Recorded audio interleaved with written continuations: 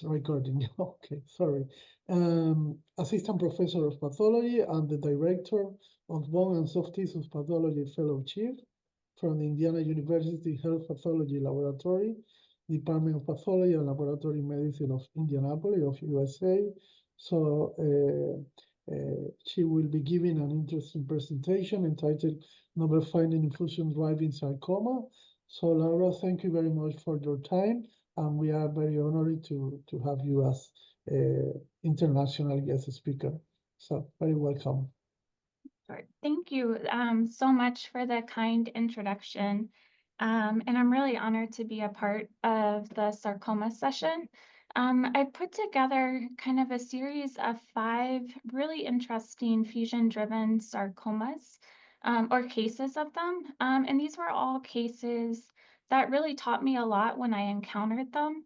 I think they have some really unusual findings that once you see them, I think it makes it much easier to recognize them if you encounter another case in the future. So hopefully you find the cases and the presentation interesting.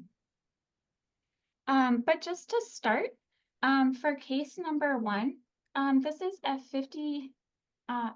40-year-old male with recurrent renal stones who underwent a CT scan, which found an incidental, well-circumscribed mass involving the left lateral oblique musculature. At the time, the primary concern was his renal stones, so it was kind of thought that this mass might be a hematoma, and not much workup was done at that time. But then approximately kind of 3 years later, he presented again with dull abdominal pain, about 1 out of 10 in severity. And at this time, 3 years later, the mass was now palpable in his left upper quadrant. But just to show you kind of what his CT scan looked like, he has this well-circumscribed soft tissue mass that's highlighted by these red arrowheads. So you can see it kind of on the left, in axial view, where this mass is really associated with the abdominal wall, and it's arising between the transverse and internal oblique muscles. Then on the right, you have the same mass in a coronal view. Again, these kind of red arrowheads are highlighting this mass. Kind of given his symptoms of the abdominal pain and the fact that he had this palpable mass, he elected to undergo a resection. And this is what we got when the mass was resected. So you can see that you have this kind of solid, well-circumscribed tan-pink mass. It's intimately associated with the skeletal muscle, which you can kind of see a little bit here at the periphery. But another thing that really kind of struck me on the gross pathology was that you see these little cystic spaces. So there's a couple down here, and then there's a cluster over here. So I think those were kind of an unusual finding. But as far as what the tumor looked like under the microscope, it had a really distinct appearance to it. So starting in the top left, you can see it's kind of this small round blue cell tumor. But interspersed throughout the tumor cells are these really prominent pink fibrocollagenous bands. And then when we kind of zoom in and look at those small round cells, they're very monotonous, kind of round to ovoid, and they have inconspicuous nucleoli. When we look around at the different parts of the tumor, there's also areas where there's a little bit more prominent hyalinized stroma. And then if you remember from the gross pathology, those little cystic spaces, we could see those microscopically as well. So this is an example of one of those cystic spaces. But one of the most striking things about the tumor was that there was clusters of rhabdomyoblasts, which you can see kind of in the bottom right panels. So that kind of got our attention as, you know, a really unique combination of features.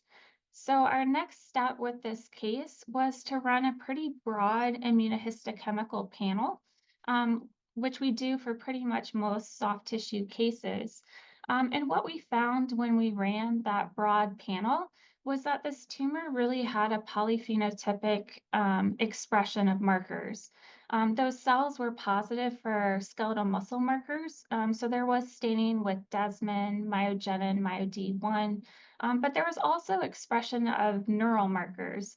So there was staining with S100, SOX10, GFAP, and most other markers were negative, including cytokeratin. But just to show you kind of what that staining results look like, in the top kind of series of images, we focus in on those areas that have the rhabdomyoblasts.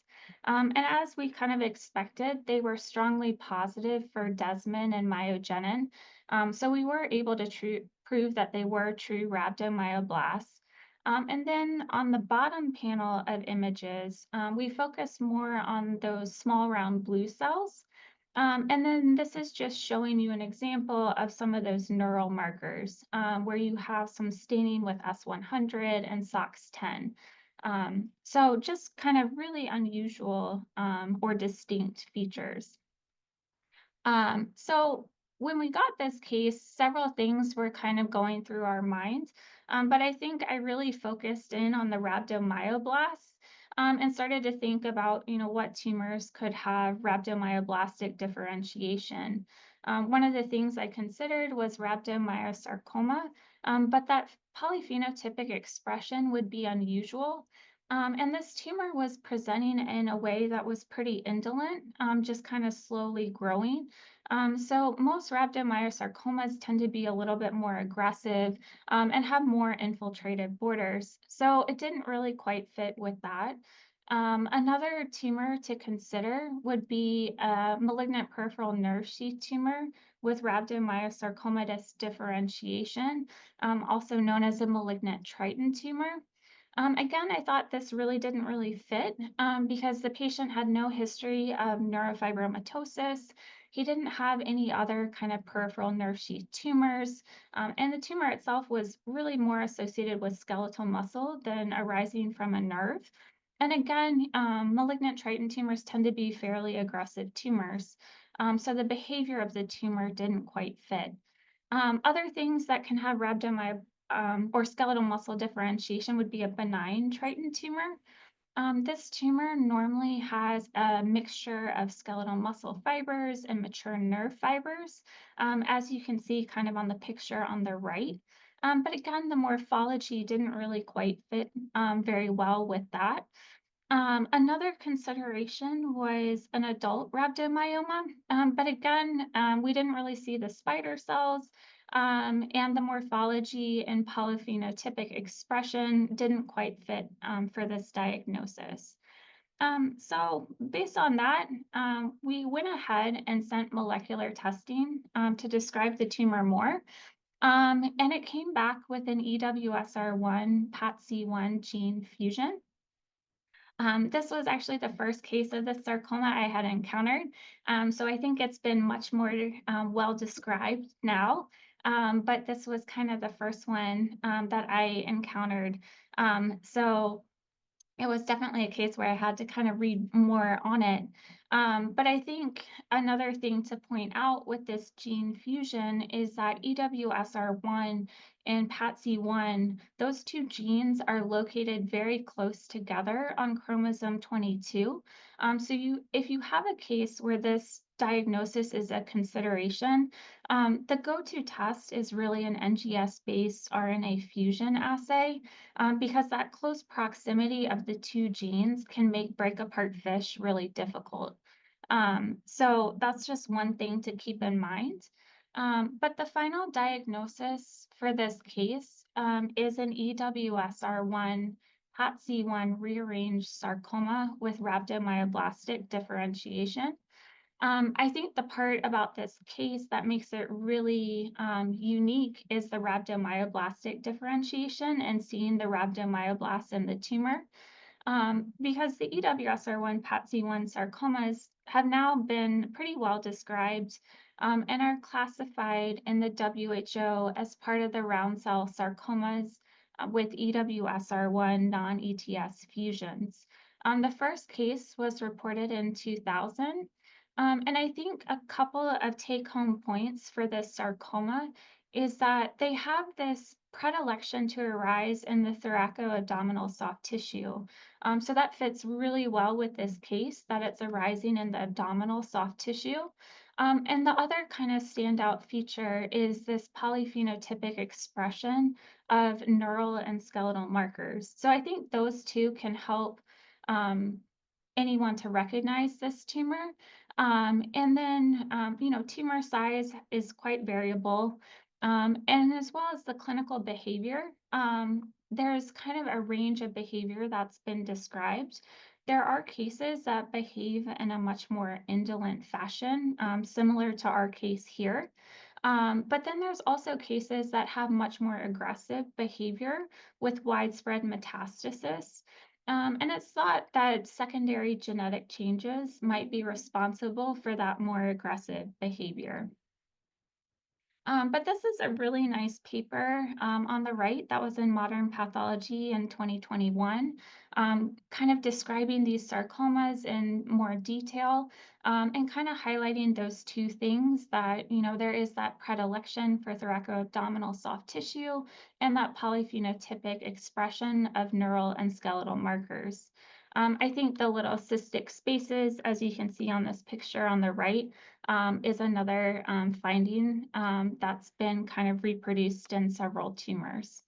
Then the paper on the right is from 2018, and it's kind of a nice study that underwent unsupervised expression or kind of clustering of a bunch of different small round cell sarcomas. And it helped to prove that the EWSR1 PATC1 sarcomas really cluster together nice into a tight group, which helped to confirm that they are a distinct entity. I think the other thing that's really interesting when you study sarcomas is the more papers that come out on gene fusions, the more fusions pop up in other tumors. So the EWSR1 PATC1 fusion by itself isn't pathognomonic for the soft tissue sarcoma. The same gene fusion has been described in a series of glioneuronal tumors, and this is just an example of one of them. So I think that's another important point, that you really have to take the morphology of the tumor as well as the molecular findings and to merge the two to get to the correct diagnosis. And then these are kind of a list of papers if anyone's interested in kind of reading more on these sarcomas. But that kind of takes us to case number 2. And this is a 21-year-old male with really no significant past medical history who presented with acute on chronic right lower leg pain for the past 4 to 5 years. He had noticed that his right shin looked like it had gotten a little bit bigger, but he couldn't remember any history of trauma or anything like that. On physical exam, there was noted to be a palpable firm mass in his right lower leg. And this was his initial radiograph. So you can see there's a cortically based, bubbly, and lytic lesion involving his right tibial diaphysis. There is bony expansion, and you can also see kind of a rim of, or at least sclerotic borders when you look at the edge of the tumor.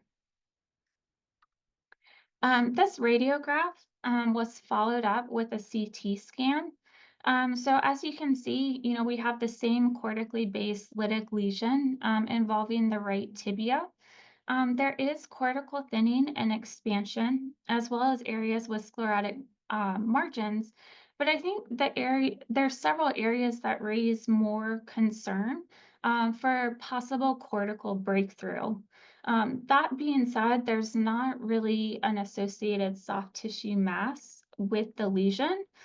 but there are a couple of concerning features. So that was also followed up with an MRI, which shows the same lesion, but I think on the MRI, it's more evident, at least on the anterior component of the mass, that there are areas of cortical destruction and breakthrough. So when we got the MRI, that was concerning to us that this tumor was having locally aggressive behavior. But just on the imaging alone, several things had initially crossed our mind. So we considered a non-ossifying fibroma, but that locally aggressive behavior with cortical breakthrough made that less likely. Considering we have a lesion in the tibia in a young patient, we also had entertained osteofibrous dysplasia and adamantinoma. But then, given that locally aggressive behavior, we also considered kind of more rare entities, like maybe a pecoma of bone, a myoepithelial tumor, or possibly other rare sarcomas. So next step for him was he got a biopsy, which you can see here. And the tumor cells are monomorphic, kind of epithelioid to round, and they do have a distinct architecture to them. They're arranged in small clusters and nests. There was mild cytologic atypia, as well as focal areas with rather prominent clear cell change. And then the tumors, with the architecture, have this corded and trabecular arrangement to them. And corresponding with the imaging where we saw that cortical destruction, we could match that histologically with areas where we see the tumor permeating through bone. So that's what the tumor looked like. And similar to the last case, we ran a pretty broad panel of immunohistochemical stains. A lot of markers were negative, but some of the stains that stood out to us there was pretty diffuse membranous staining with CD99. There was also expression of NKX 2.2 and NKX 3.1. There was focal staining with SAPB2. Cytokeratin was pretty much almost all completely negative. There might be one or two cells that had rare staining, but for the most part, it was negative. And MUC4 was also negative.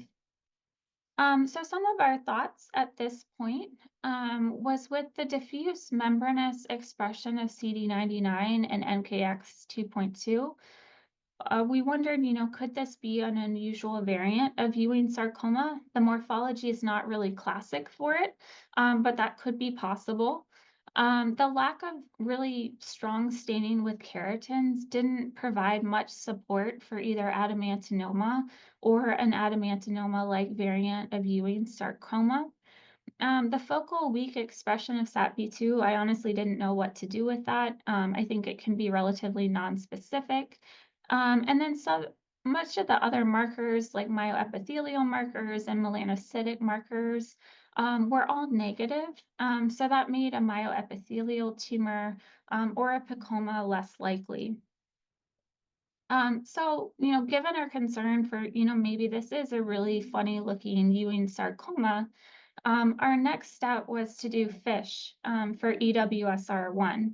And this is the picture of the FISH that we got.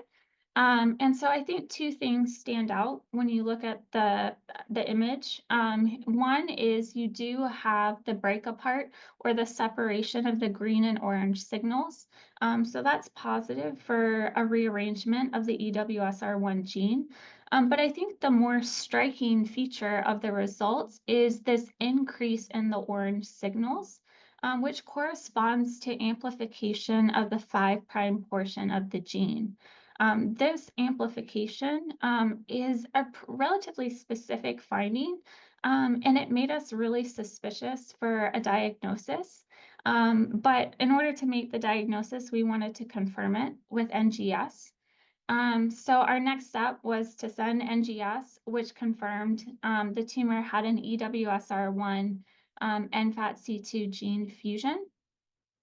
So our final diagnosis for this case is a round cell sarcoma with EWSR1 and FAT-C2 fusion. Just for follow-up on the patient, he underwent a primary resection of his right tibial mass, which you can see on this picture on the left. And then 20 months after that resection, he developed a local recurrence, which was also re-excised. And I've kind of been checking up on this patient to kind of see what happens. And just recently, he presented with a right scapular metastasis, which is 3 years after his primary resection. And he only just recently underwent resection of that metastasis. So that's kind of the clinical follow-up for him. But as far as round cell sarcomas with EWSR1 and FAT-C2 fusion, they are a rare and distinct entity. They were first reported in 2009 and were originally thought to be a novel variant of Ewing sarcoma. That initial thought has since changed, as these sarcomas really have a unique molecular and methylation profile that shows they are kind of a distinct sarcoma in their own right, and different from Ewing sarcoma as well as other sarcomas with EWSR1 gene rearrangements. Similar to the PATC1 sarcoma, these sarcomas are currently classified under the round cell sarcomas with EWSR1 non-ETS fusions. They do have a predilection to arise in the long bones of young adult men, so that would fit really well with our case.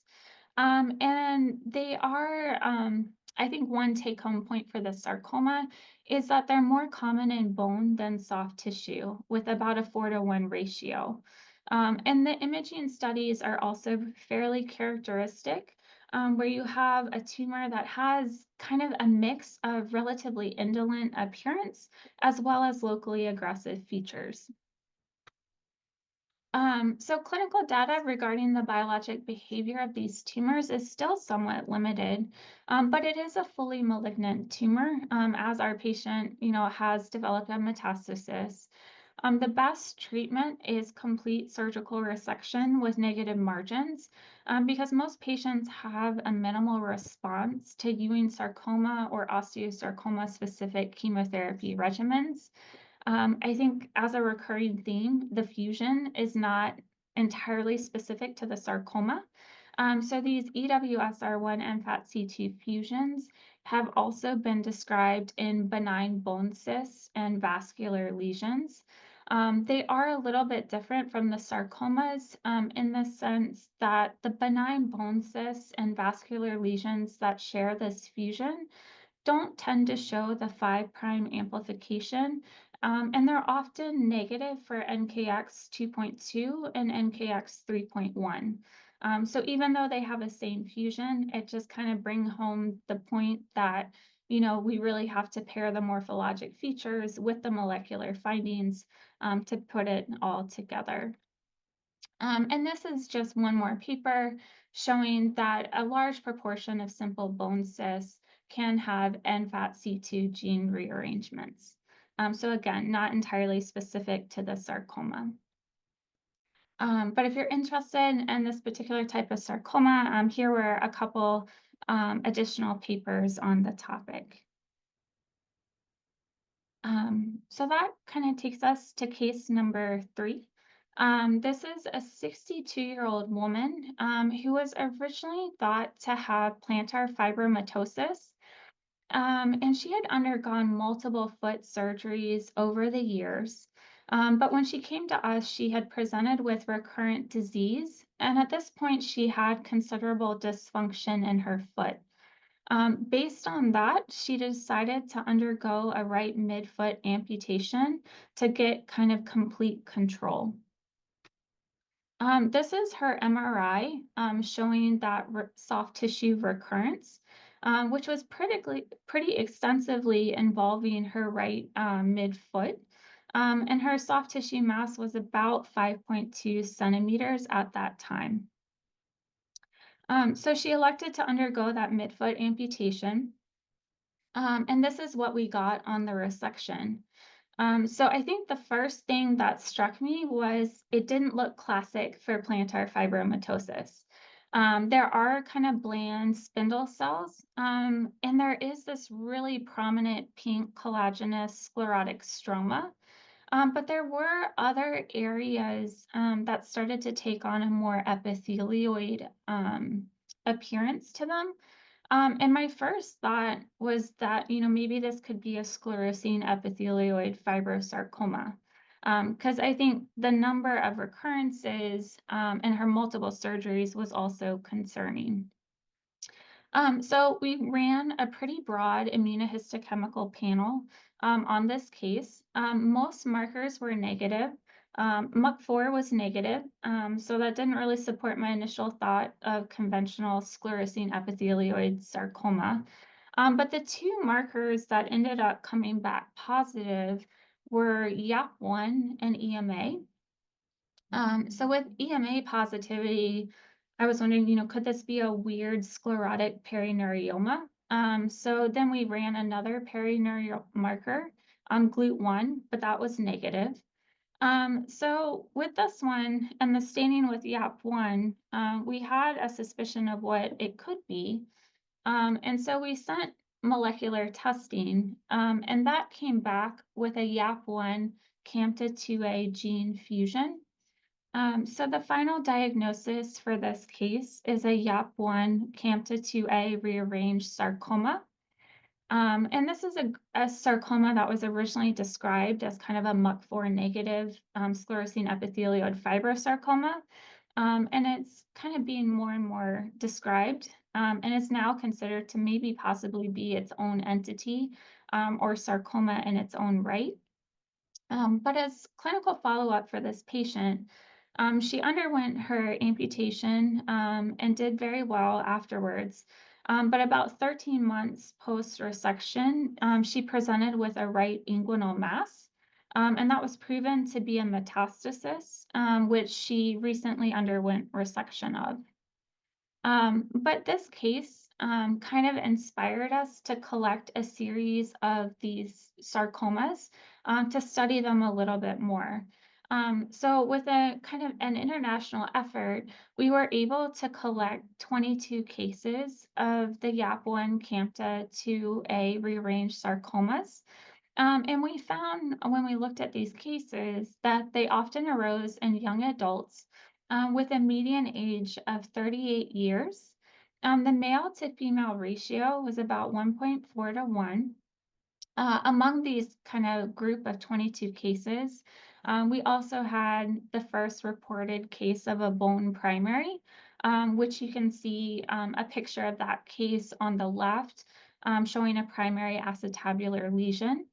And one of the things that really jumped out to us when we collected these cases was that several patients, including our initial patient, had received benign diagnoses on their initial pathology.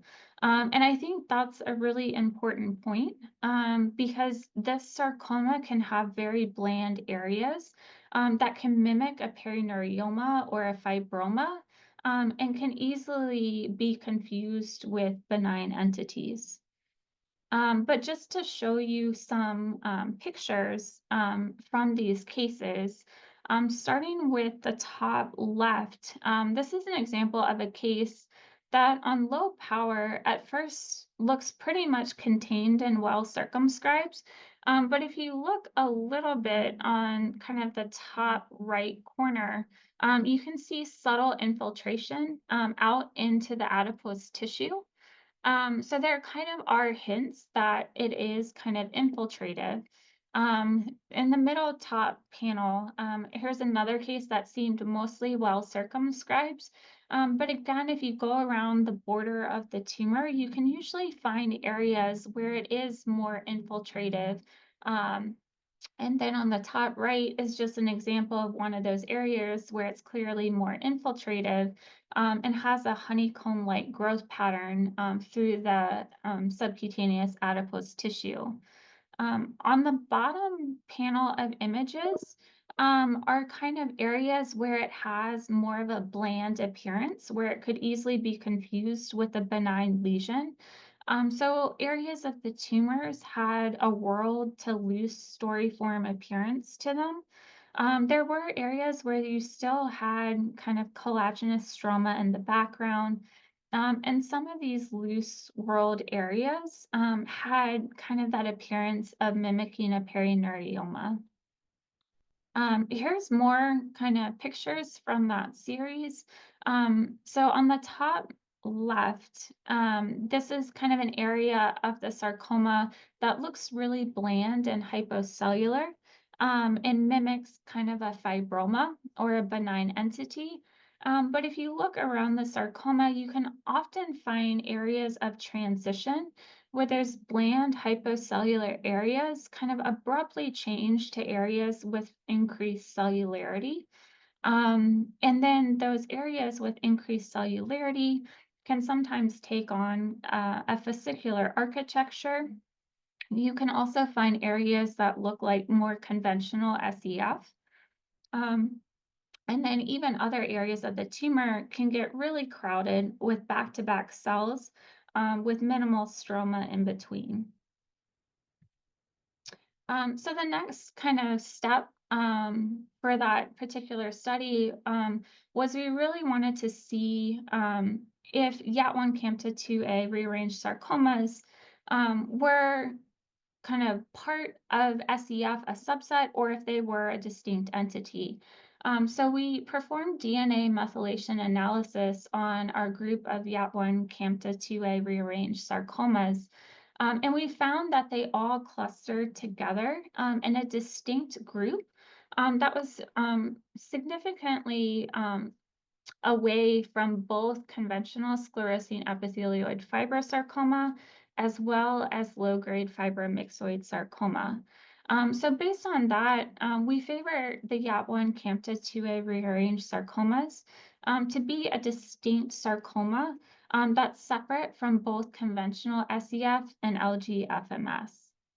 Other things we did is we compared that group of YAP1 Campta 2A rearranged sarcomas to other studies of SEF and LGFMS, and we found a couple of kind of subtle differences between the groups.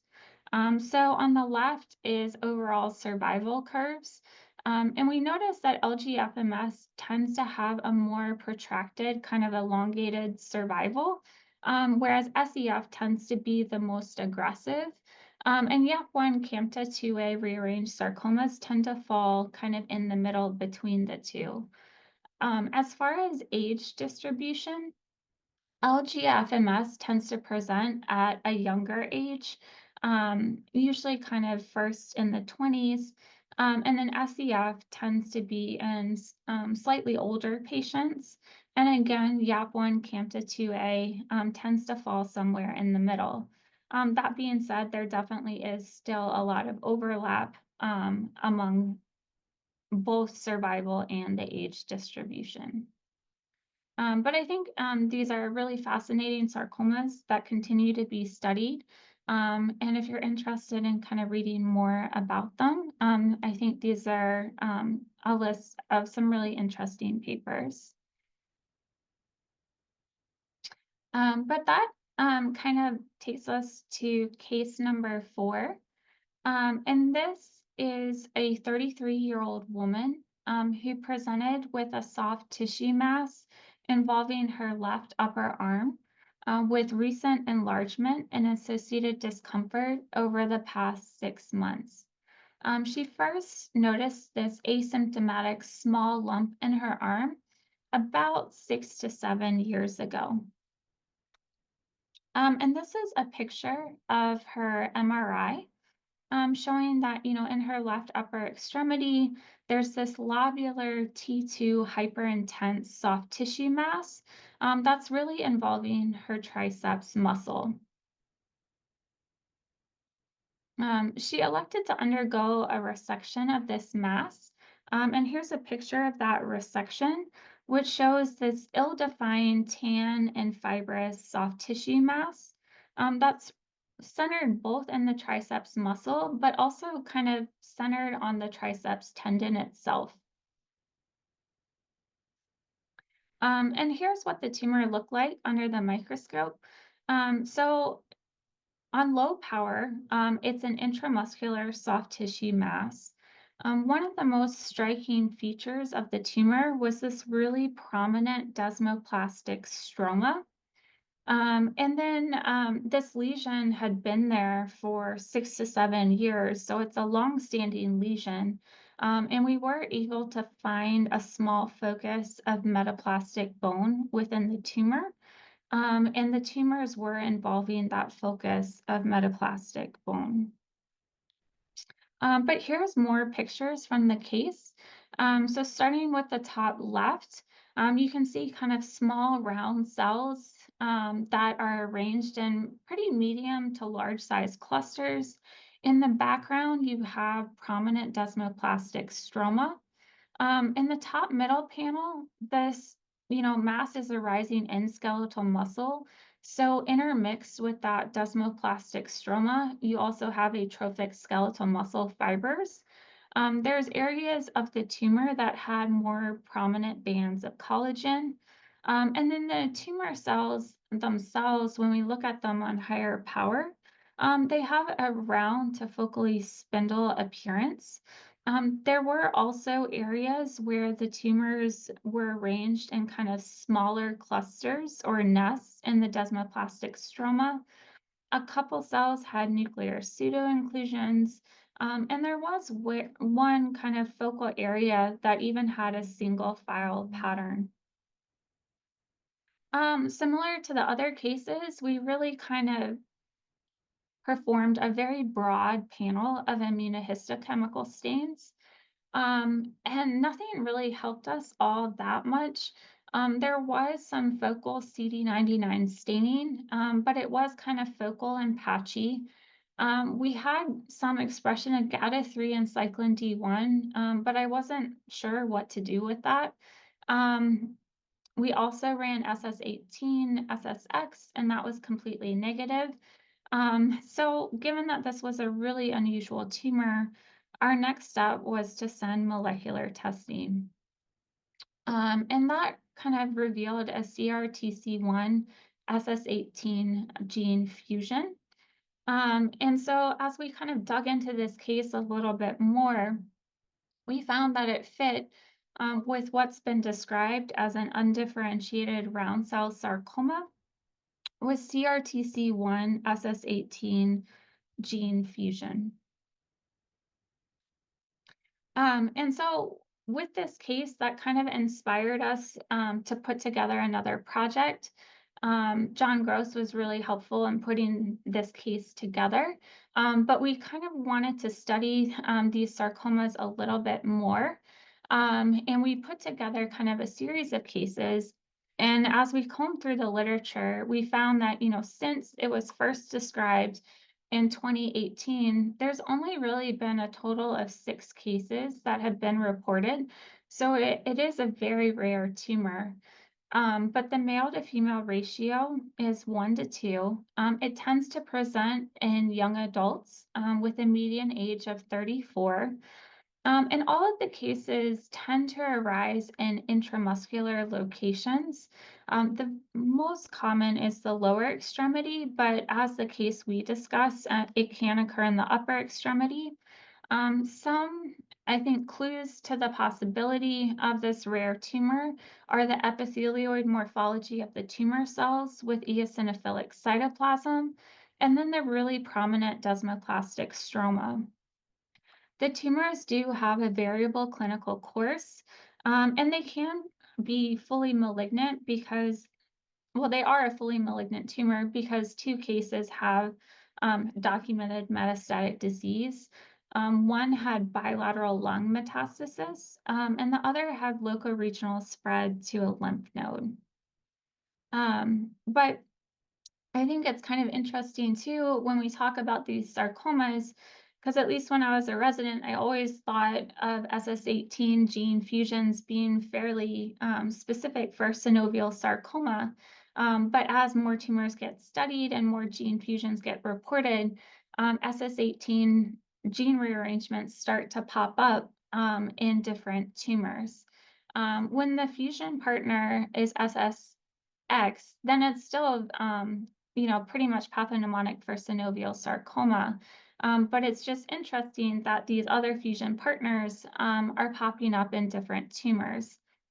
I think another interesting point to this case is a lot of labs, including ours, have really moved away from FISH for synovial sarcoma screening and have moved towards these very specific immunohistochemical stains for the SS18, SSX, as well as the SSXC terminus IHCs. And so that's kind of our primary screen for synovial sarcoma. So like we did in this case, we ran those IHCs and they were negative in this case. So I think that was interesting to me in the sense that if this if this particular type of sarcoma kind of pops back up on a differential diagnosis for me, just knowing that those stains that are specific to synovial sarcoma will be negative. But if you kind of go back to the FISH for the SS18 gene rearrangement, that will still be positive. And then NGS can pick up the fusion as well.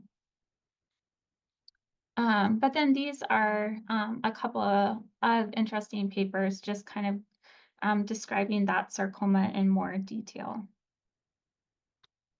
But I think that takes us to the last case, case number 5, which is a 64-year-old man with no significant past medical history who presented with a 1-year history of a painless left forearm mass that arose really without any trauma or inciting event.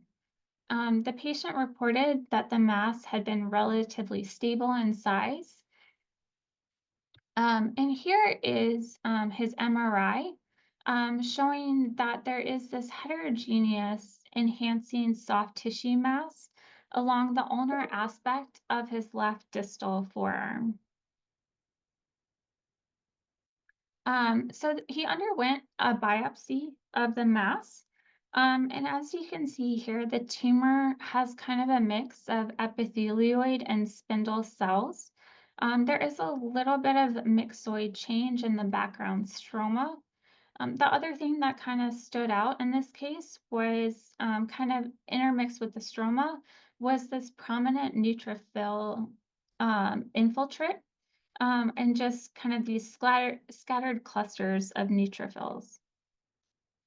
So we ran a pretty broad panel of immunohistochemical stains. And what we found was that the tumor cells stain for both cytokeratin and vimentin. We also, they were also positive for ERG and stained a little bit with FOSB. CD34 was negative. And INI1 demonstrate retained nuclear expression. So based on the morphologic features on the biopsy, combined with the immunohistochemical results showing a co-expression of keratin, vimentin, ERG, and FOSB, I initially favored the diagnosis to be pseudomyogenic hemangioendothelioma on the core biopsy. And so based on that diagnosis, the patient subsequently underwent a whole body PET CT scan just to assess for if there's any chance of multifocality. And that came back negative. So there were no other lesions. And so the next step for the patient was to undergo a resection of the mass, which showed a malignant epithelioid and spindle cell neoplasm that involved the subcutaneous tissue and superficial skeletal muscle. Post-op radiation was planned, as well as surveillance at 3-month intervals. But I put this case in here because it was a really humbling case for me. So on biopsy, I thought I definitely knew what it was. But then when we got the resection, it became pretty clear it wasn't a pseudomyogenic hemangioendothelioma, because the features just started to have really unusual um, kind of cluster of findings that made us question, maybe this is something else. So this are kind of different images from the tumor. There was areas with multinodular growth, but when we looked at the clusters of tumor cells, they had a really striking epithelioid appearance to them.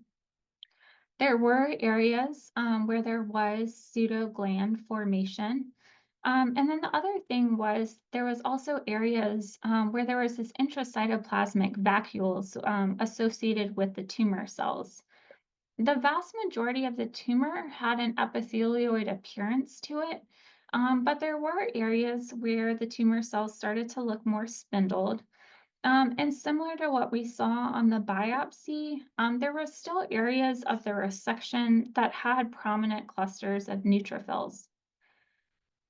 But since the findings were really unusual, we sent molecular testing, and that came back with an NR1D1 mammal 1 gene fusion. So it proved that it wasn't a pseudomyogenic hemangioendothelioma.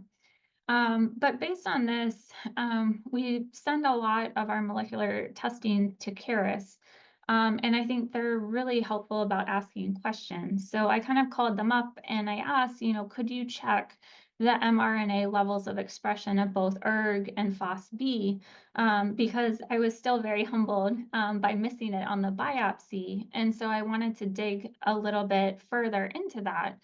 And they were happy to do that. And they told me that the mRNA levels of ERG were significantly elevated at the 90th percentile, which really matched with the positive staining of ERG. So I was like, well, that makes sense. And then the next part was we took a look at the mRNA levels of expression for FOSB. And that was honestly more equivocal. It came back about the 54th percentile. And so for me, that was also kind of a learning point for me, because whenever I use FOSB now, for me to call it positive, I really want to see diffuse strong staining. So if I have focal staining of FOSB, I don't put a lot of weight on it. So I think that could be a potential pitfall in interpreting the immunohistochemical stain. Um, but in reading more about it and putting the case together, it all kind of fit with what's been described as an NR1D1 mammal 1 epithelioid and spindle cell sarcoma. This is, again, a very rare tumor. It was first reported in 2020. And usually when people encounter it, the differential usually includes an undifferentiated carcinoma, a myoepithelial carcinoma, epithelioid sarcoma, and at least with the case I got, pseudomyogenic hemangioendothelioma. Potential clues to the diagnosis, I think, are the pseudoglandular spaces and those areas with kind of prominent cytoplasmic vacuoles.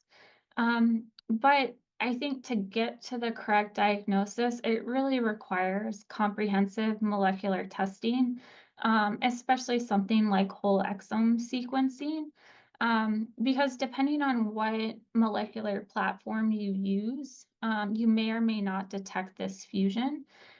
There are a lot of targeted sarcoma gene panels out there, but a lot of them will only cover mammal 2. And so a lot of the targeted panels won't cover NR1D1 or mammal 1. So it has this potential to miss this gene fusion. So I think if this is ever on your list of differentials as a possibility, I would just check any of the targeted panels to make sure there's coverage for those genes. And if not, whole exome sequencing might be more helpful. But this is the paper of the first case of this tumor that was ever described. And they described a case of a 10-year-old boy. He presented with a soft tissue mass in his left lower leg. He ended up going undergoing resection of the mass, as well as a wedge resection of a pulmonary metastasis. But at least at the time of the publication of the paper, he was doing well at that point with no evidence of disease. But similar to our case, his tumor had a very prominent epithelioid appearance. There were different patterns to it. There were some areas that had some of an alveolar pattern or pseudopapillary pattern, and parts of the tumor had more of a plasmacytoid appearance to it. I think something that's consistent with these tumors is that there's usually some degree of keratin staining, which can definitely lead people astray to thinking it's a carcinoma. But that tends to be a rather consistent finding. And then this was the second case to be reported in the literature. And they described a subcutaneous mass in a 28-year-old male that presented on the right side of his waist. And again, they described a malignant epithelioid neoplasm. And it was initially thought to be an undifferentiated carcinoma, given that keratin expression. This case also helped to show that these tumors can be quite aggressive, because unfortunately this patient passed away after resection with multiple metastases. But another point that they made in this paper is, although there was the keratin expression, they went back and did a Claudin-4, which was negative. And so based on kind of an isolated soft tissue primary and the lack of Claudin-4, this group ultimately favored that it was in fact a sarcoma. But then these are pictures from this case showing that the tumor has really prominent epithelioid appearance, a nested architecture, has expression of keratin, and if your lab has MAML1, MAML1 IHC, that's another marker that could potentially screen for it. And then this is kind of the most recent paper that described 4 additional cases of this undifferentiated mesenchymal neoplasm with NR1D1 rearrangement. So as you can see, there's cases with NR1D1 fusion to both MAML1 and MAML2. But similar to kind of the conclusion from the other 2 case reports, this group kind of also agreed that the soft tissue location, the absence of any history of prior epithelial neoplasia, and the range of keratin expression all kind of favored this to be kind of a rare sarcoma. And again, they're finding similar consistent findings, that the tumor tends to have a very epithelioid morphology, as well as a potential for aggressive behavior. So these are kind of pictures from that paper on the right, showing that the tumor often has these cytoplasmic vacuoles, very prominent epithelioid morphology, and you can see occasional nuclear pseudo-inclusions in the tumor cells. But I think it was a really interesting case of a rare sarcoma, and definitely still a very humbling one for me. But with that, I just kind of wanted to put a quick summary slide of the 5 different cases that we talked about. So the first one was the EWSR1 PATC1 rearranged sarcoma with rhabdomyoblastic differentiation. And then, the take-home points for that was the thoracoabdominal location and the polyphenotypic expression of skeletal muscle and neural markers. Case 2 was the round cell sarcoma with EWSR1 and FATC2 fusion. The take-home point for that was that it tends to arise in bone, has a relatively indolent appearance, but often has the locally aggressive features. Case 3 was the YAP1 CAMTA2A rearranged sarcoma. The take-home point for that was that, it can mimic benign entities, And, further study has shown that it's kind of really a distinct entity that's separate from conventional sclerosing epithelioid fibrosarcoma. Case 4 was the undifferentiated round cell sarcoma with CRTC1 SS18 gene fusion. That one, has very prominent desmoplastic stroma and really requires NGS or SS18 FISH to kind of detect the rearrangement. And then our last case, case 5, was the NR1D1 mammal 1 epithelioid and spindle cell sarcoma, which has kind of striking epithelioid features, keratin expression, and could easily be mistaken for either a carcinoma or, in my case, the pseudomyogenic hemangioendothelioma. So with that, I just want to say thank you so much for your time. I'm happy to take any questions, or if you want to talk about any of the cases further, I'd put my email at the bottom of the slide in case anyone wants to reach out with questions later. Thank you very much, Laura, for this fantastic presentation. So very nice case. So I have a question for you. First, regarding the AWS EDFAX tumor, have you ever been any Ewing sarcoma with AWS amplification? If we are dealing with round cell tumors in bone with AWS amplification and NK3.1 positive, we really need NGS for confirm that this case is AWS. In fact, consider that it's very rare, the amplification of AWS in other tumors, different to this type of tumor. This is my first question. I would agree with that. I feel like I would be much more comfortable with NGS confirming the gene fusion. That being said, I think the amplification is a pretty characteristic finding in the NFAT-C2 sarcomas. So at least when I got the FISH report, the cytogenetics team was very astute and flagged that that was a possibility because they were aware that it was very strongly associated with that sarcoma.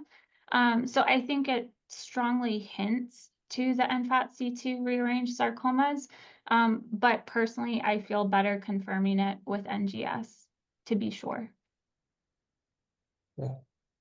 So you haven't done this amplification in any other tumor different to MFAT?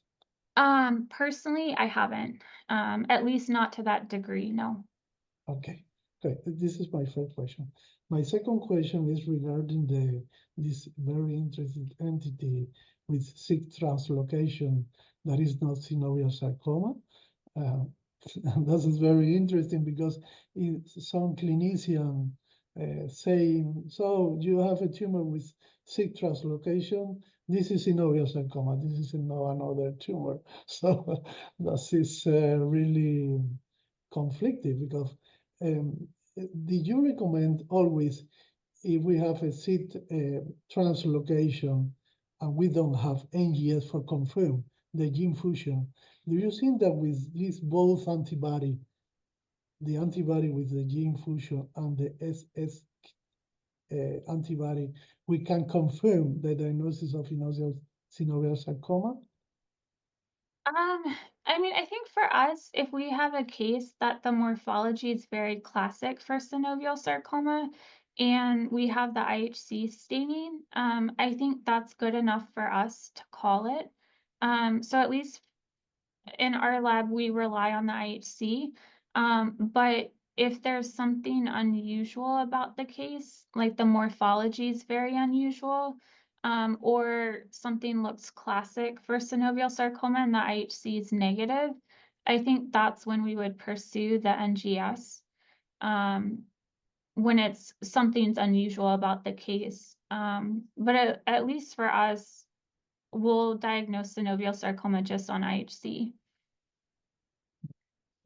And it could be enough with if both antibody could be positive, strong and diffuse?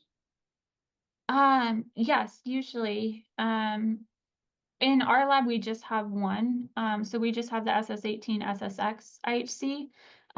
But if that's strongly positive and everything else, the clinical and morphologic features all fit, strong staining with that antibody, at least for us, is enough to call it. Yeah. And my last question is regarding this the MALB1 tumor. In the second case report, you state that the tumor was keratin S100 epithelial membrane, something like myoepithelial tumor. Maybe this tumor did not call myoepithelial tumor because the keratin and S100 did not diffuse, because this immunoprofile, the epithelioid morphology, could be fit with myoepithelial carcinoma or with myoepithelial tumor. So what do you think about? I think it's definitely possible. I think the problem is keratin was pretty much expressed in most of the tumors, but S100 wasn't consistently expressed. And then other myoepithelial markers were consistently negative. So I think it's definitely possible. But I think without stronger staining with other myoepithelial markers and only really focal S100, I think it's hard to say for sure that that was the case. And so I think it's definitely in the differential, the myoepithelial carcinoma. But I guess I kind of think, I personally favor it to be kind of a rare sarcoma. That's kind of, I don't know, somehow distinct in its own right. But I think it's a definite consideration. Are you be able to see the chat box? Do you have a question in a chat Oh, box? okay. Let me see. Okay, so I think the first one I see is, do you routinely perform methylation array on difficult to classify cases? Um, I think the answer is no, we don't. We routinely send NGS to look for kind of fusions. With methylation, we've been able to kind of get help from some research groups in Switzerland that have been really generous about performing methylation testing on some of our really unusual cases. So at least for us, we use methylation more from a research perspective. But for the really rare, unusual cases, we're kind of mostly doing whole exome sequencing.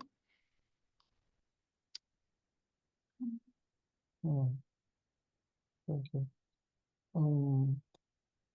One more question, Laura, because for the clinician, it's difficult to, so for us, of course, also, but for the clinician, it's difficult to understand so many gene fusion and different entities. So how should we combine this new information for the clinician? For instance, if the clinician asks you how we should treat the patient with the CCIC translocation, should we treat this patient as a synovial sarcoma? Should we treat this patient as undifferentiated tumor? How do you manage this in your institution? I think it's really tough. And I think it's something we're all struggling with. I think we handle it by having kind of pretty open and honest discussions at Sarcoma Tumor Board. And we'll present at least what's known in the literature. And we'll kind of get that multi-special or multidisciplinary team to weigh in and kind of put a treatment plan together. But I think with any of these rare tumors where there's just not a lot of cases and not a lot of data, it's hard to know what works best. I think with a lot of the sarcomas, since it's unknown how they're going to respond to chemotherapy, with most of them, we advocate for surgical resection as being the mainstay. And then as far as chemotherapy regimens, I mean, it's hard to know. But I think we just do the best we can with the literature that's out at the time. But it's a tough area to figure out best treatment. Any further question for the audience? Please, you may use the microphone and ask directly to Laura, or you may ask by the chat box.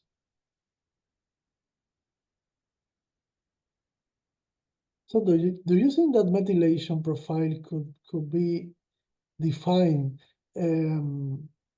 whether this, for instance, 6 rearranged tumor cluster more than to synovial sarcoma to another entity, or in the same way the last case, to which entity are more close with methylation profile?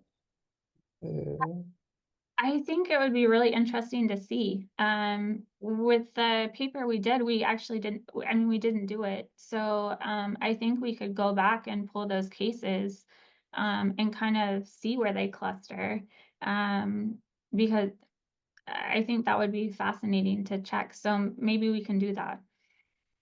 Do you have another question in the chat box? Okay, you mean like sarcomas.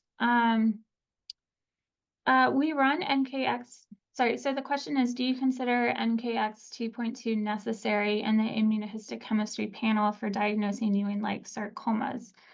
I don't think it's necessary, but I think it's helpful. At least for us, if we have diffuse strong membranous staining with CD99, as well as positive expression of NKX 2.2, that makes us feel really good that it's Ewing sarcoma, assuming the morphology is classic for it. So at least for us, I think it's a very helpful stain. But usually I'll still send something else confirmatory. So maybe FISH for EWSR1 or NGS if there's anything unusual about the case. So I use NKX 2.2 a lot, but I don't think you would necessarily have to use it if you didn't want to.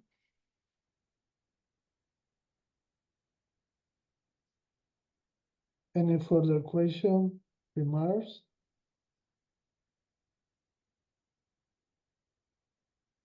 So Laura, thank you very much for your time, for your nice presentation, for your update in this rare genes fusion provisional or merging, or I don't know how to say. We would like to invite you and the attendees, of course, to the next sarcoma session that will be at 20 on March.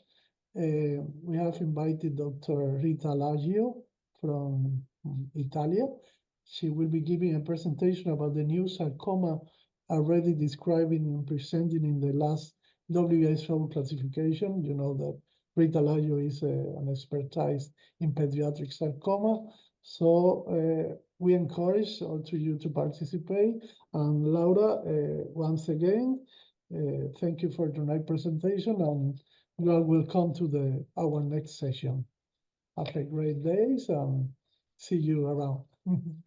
Thank you so much. Thank you so much. Bye-bye.